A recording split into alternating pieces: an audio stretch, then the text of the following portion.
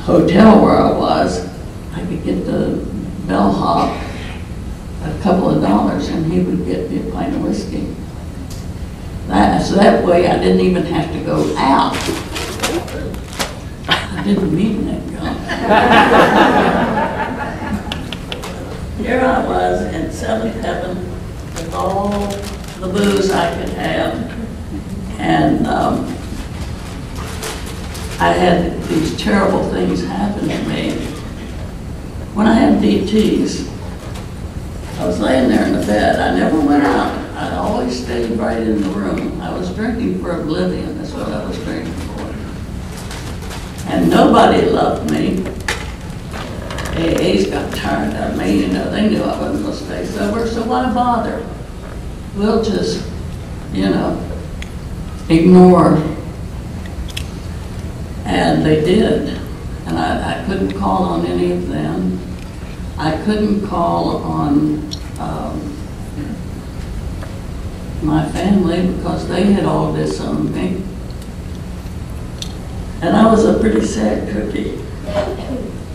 But those DTs were something else. First thing, I saw little Boston Terriers. My father used to raise Boston Terriers, and I always had one. They were just about, an inch and a half, 2 inches high. And they were all over the bed. And every time I started to pick one up, it disappeared. And I'm like, what the hell's wrong with those dogs? I love Boston Terriers. I have 2 at home. Used to have 3, but I had to put the old ones down. And I'd always been with Boston Terriers, and they were such loving, sweet dogs, you know. And I wondered why they wouldn't let me pick them up. And then the curtains started talking to me. And I thought, what's going on here? There was nobody else in the room. It had to be the curtains because it was summer, you know, it was warm weather, and here the breeze was coming in and the curtains were flying in. And I can't remember what they said, but they were talking. Then I saw this big cat come over the bedstead. Had no legs. It was covered with yellow axle grease. And it had a head about that big on it. And it crawled over the end of the bed and it started slithering up my body. And it turned around on my chest and stared me right in the eye. It scared me to death. This big old cat. What was wrong with it? How come it didn't have any legs?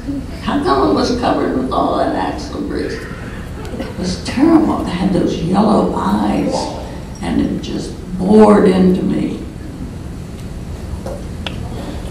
Well, it finally went away. I saw a man in my window.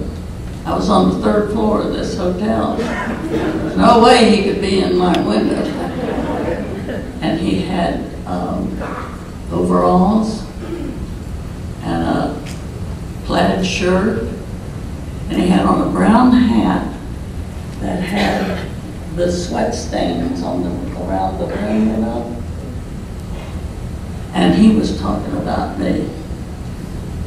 He'd yell at somebody down on the floor on the street, and he'd just be talking away, turn around, I knew he was talking about me, and then he'd look at me and point, you know. It scared me to death. I wondered how he got up there. Well, you know, you only get DTs when you stop drinking, because if you don't eat, it eats up all the nourishment. Well, I didn't know what I had, but it scared me so bad. And there was nobody there. nobody that I could call on. And you know, when I went to the Catholic schools, back then they used to tell you about a vengeful God. You better be good or God's going to get you. And I knew he was going to get me. And I didn't want to know that kind of God. I was always afraid even to pray to him because I didn't have that connection with him. I didn't want him to notice me. And I used to pray to the Blessed Virgin, and that was a woman, and she was a mother, and she would understand. And it was just things that I heard in AA, and they were telling me about this loving, forgiving God, and I couldn't believe it. I didn't believe it. I didn't want to hear about that God, you know, and I wondered why I couldn't stay sober. You have to have a psychic change. And you know, all those people that said, I've spilled more than you drank, found out they were wrong. Because I drank for 3 years, and I'd be in and out of AA. I'd go back because I knew I needed them. And when I would go back in, they'd say, here she is again. You know, and even they didn't want me because they knew that I was never going to get sober. Oh, if they could see me now. I fooled them.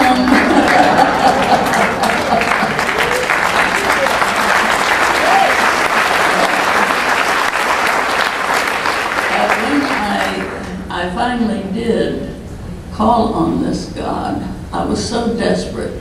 I was so sick. I knew I was dying. No one could live feeling the way I did. So with all the desperation I had, I called on this God that they talked about, this loving God. And all I could say was, please help me. The most wonderful feeling of peace filled me.